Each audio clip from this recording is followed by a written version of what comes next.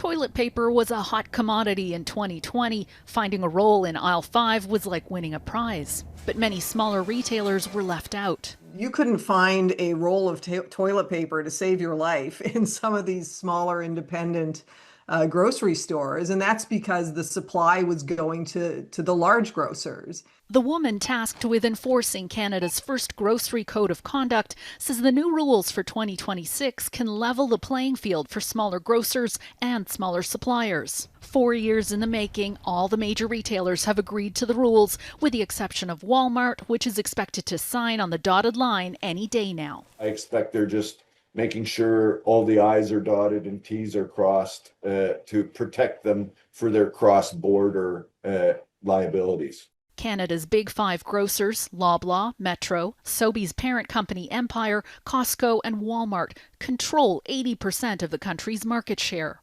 The UK implemented a mandatory code of conduct in 2010. Australia enacted a voluntary code in 2015 and switched to mandatory earlier this year.